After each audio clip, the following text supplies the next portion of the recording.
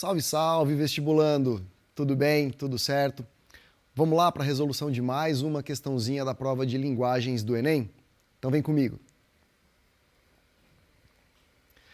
Turma, aquela questãozinha bem tradicional do Enem, que vai trabalhar com um texto introdutório e aí o comando da questão com as respectivas alternativas. Convenhamos que o nosso texto é razoável, né? A gente tem um trechinho aqui de uma crônica da Fernanda Torres. Tem ali um vocabulário interessante, uma crônica muito bacana, muito interessante também, só que ela não é muito rápida para se ler, né? Ela não é muito precisa, muito objetiva, do tipo, bati o olho e já posso fazer a questão. Então vamos ganhar tempo?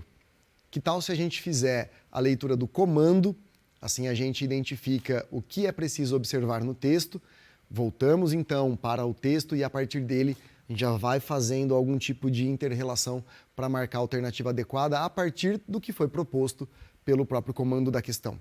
Vamos lá? O recurso que caracteriza a organização estrutural do texto. Olha que importante a gente identificar isso aqui, ó. Organização estrutural. Vamos bater um papo sobre isso e a gente vai para a leitura do texto. Organização estrutural é como que o texto se fundamenta. A gente não está falando aqui do tema, da tese, se existe algum recurso metafórico ali ou não. A gente vai analisar partes da composição. Estrutura textual. Basicamente é uma questão que deve abordar, a gente ainda não leu as alternativas, mas a gente consegue já imaginar que traga algum elemento gramatical, misturado talvez ali com algum elemento de estrutura textual, de redação, de organização mesmo de estratégias textuais. Então, quando ele fala para a gente organização estrutural, vamos pensar em frase, oração, elaboração então dos meus parágrafos, elementos de conexão, né, como uma conjunção, por exemplo. É nesse caminho que a gente vai seguir durante a leitura do texto. Vamos lá? Morte lenta ao luso infame que inventou a calçada portuguesa. Maldito Dom Manuel I e sua corja de tenentes eusébios. Quadrados de pedregulho irregular socados à mão. À mão! É claro que é soltar. Ninguém reparou que é soltar? Olha que interessante esse começo, ó. É uma crônica, então vai trabalhar com a perspectiva subjetiva da autora, né, com o olhar dela sobre algum evento, e o evento aqui é a calçada. Ela está soltando os cachorros aqui para quem inventou de fazer calçada à portuguesa, com aqueles tijolinhos, com os desenhos. E ela começa nesse processo. Morte lenta ao português infame que inventou a calçada portuguesa. Maldito Dom Manuel, olha só como é que ela está revoltada. Aqui ela descreve, né, quadrados de pedregulho irregular socados à mão. À mão! Exclamação enfatizando aqui, né, que ela está inconformada mesmo. À mão! Vamos já destacar aqui porque os anteriores vão trabalhar com uma oração aqui, aqui a gente vai ter uma forma nominal, aqui a gente volta para uma construção verbal. Isso aqui vai ser importante para a gente visualizar como que o texto está sendo organizado. Então, há alguns recursos expressivos, como a exclamação. Os períodos estão bem curtinhos por enquanto, o que vai gerar um dinamismo, uma certa velocidade para o texto. Então, já vamos chamar a atenção para isso. Ó.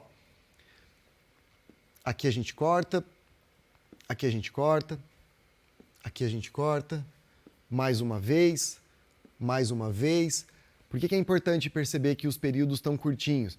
Porque ela está jogando, ela está bem pontual, ela está bem direta, bem objetiva, ainda não tem aquela organização de um período com 3, 4, 5 linhas que caracteriza mais um fluxo de consciência.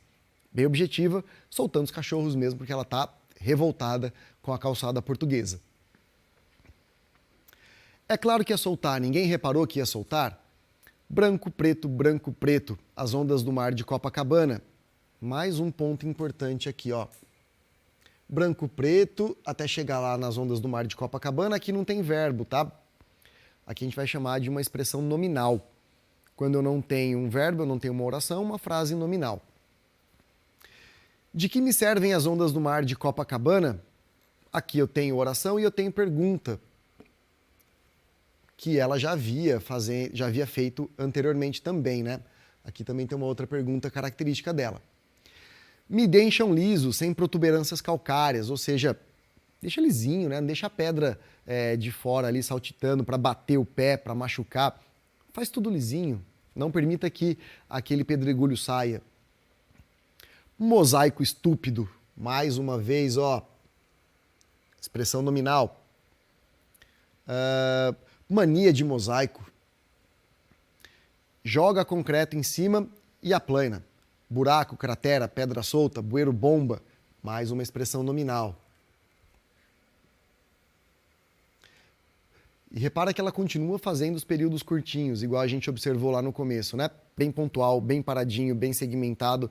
Ela não avança muito na estruturação com períodos extremamente longos, complexos, com vários sinais de pontuação, conjunções, retomadas. É tudo muito objetivo, tudo muito direto. Depois dos 70, a vida se transforma numa interminável corrida de obstáculos. A queda é a maior ameaça para o idoso. Idoso, palavra odienta. Mais uma frase nominal. Pior, só terceira idade. Então, ela mostrando que está bem satisfeita aqui com o cotidiano, né? Ela reclamou do calçadão, ela reclamou do vocabulário. Então, ela mostrando toda a carga subjetiva aqui no texto. A queda separa a velhice da senilidade extrema. O tombo destrói a cadeia que liga a cabeça aos pés. Adeus, corpo. Em casa, vou de corrimão em corrimão, tateio móveis e paredes e tomo banho sentado. Da poltrona para a janela, da janela para a cama, da cama para a poltrona, da poltrona para a janela. Olha aí, outra vez, a pedrinha traiçoeira atrás de me pegar. Um dia eu caio, hoje não. O que deu para a gente perceber? O texto se organiza de maneira bem direta, bem objetiva, sem períodos longos, sem muitas retomadas, a gente não vê elementos de coesão anafórica, por exemplo, que é quando a gente volta para buscar um termo que já foi citado no texto e coloca novamente ali de uma outra forma, com um pronome geralmente, para evitar repetição. Ela não usa desse formato. O texto é com períodos curtinhos, bem objetivo.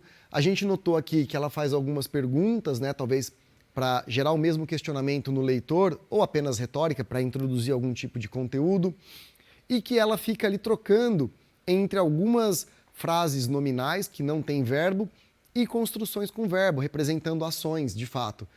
São basicamente as estruturas que ela repete ao longo do texto inteiro. Então, o que caracteriza a organização estrutural? Justaposição de sequências verbais e nominais. Justaposição. Justaposição é quando eu coloco uma coisa do ladinho da outra, justinha, apertadinha, tá? Então eu pego uma sentença, aqui considerada, né, verbal, que tem a oração, que tem a verbo, e eu coloco do ladinho, logo na sequência ali, intercalando com as nominais, que foram aqueles trechos, alguns dos, né, que a gente destacou. Ela trabalha então com uma troca, com uma oscilação entre uma sequência verbal e uma sequência exclusivamente nominal, trocando, né, justapondo um ao outro, um ao ladinho ali, para criar um recurso dela, particular, uma marca de autoria, que vai organizar a estrutura do texto. Por enquanto, o item A está em cima. Mudança de eventos resultante do jogo temporal. Notou que a gente não fez ali marcação envolvendo uma troca constante de tempos verbais? Que é comum em algumas narrativas, especialmente quando a gente pega um romance, né, que é uma narrativa longa, é usado, portanto, o presente do indicativo para apresentar um fato ocorrendo, aí eu volto para o passado, pretérito perfeito ou imperfeito, aí um outro evento lá num passado mais antigo é lembrado, pretérito mais que perfeito. A crônica, pelo fato de ser uma narrativa do cotidiano muito objetiva e que tem uma brevidade na sua abordagem, manifesta basicamente o presente do indicativo. Isso não é uma regra. Tá? Mas aqui no texto a gente não viu uma troca constante de perspectivas temporais. Portanto, não tem essa mudança de eventos resultante do jogo temporal. Uso de adjetivos qualificativos na descrição do cenário. embora ela estivesse ali com bastante raiva, com bastante incômodo, e ela trabalha com a adjetivação, não é isso aqui que determina a organização estrutural do texto. Tem adjetivos qualificativos? Tem, a gente viu que ela está manifestando ali uma opinião, né? Ela está descontente. Agora, não é esse uso de adjetivos na descrição do cenário que vai determinar toda a estrutura textual. Determina um período, determina um trecho. Não é isso aqui que vai caracterizar o texto como um todo estruturalmente falando. Portanto, cabe, mas não é isso que define a estrutura.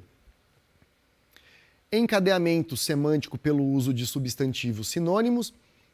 Encadeamento semântico, semântico é sentido, tá? Encadear, colocar cadeadinho, ligar uma coisa com a outra. É gerar uma progressão do texto, né, trabalhando com um vocabulário próximo, ou seja, com sinônimos. Então eu vou conectar, né, ao meu cadeado aqui, através do sentido, sinônimos que vão fazendo com que o meu texto avance. Ela não faz esse tipo de organização. A gente não falou que não tinha retomadas, né, que não era um texto que fazia muitas voltas. Ele era muito objetivo, muito direto. Quando a gente faz esse encadeamento através dos sinônimos, é para evitar algumas repetições, assim eu crio uma coesão estrutural, que vai desenvolvendo o perfil do texto, desenvolvendo a cara do texto, fazendo referência, então, né? Uma coesão referencial estrutural. Não é isso que acontece aqui dentro. Interrelação entre orações por elementos linguísticos lógicos. Interrelação, conectar então, né, dialogar as minhas orações, os meus verbos, por elementos linguísticos lógicos. A gente imagina que elementos linguísticos lógicos seriam as conjunções. Utilizar, por exemplo, conjunções coordenadas, subordinadas e afins para poder criar a conexão. Ela faz no ponto final, lembra? Ela é muito objetiva e muito direta. Então, também não é isso aqui que determina a organização do texto. Nesse caso, ficou bem preciso, bem pontual. Ficamos com a alternativa A. Tudo certo? Valeu!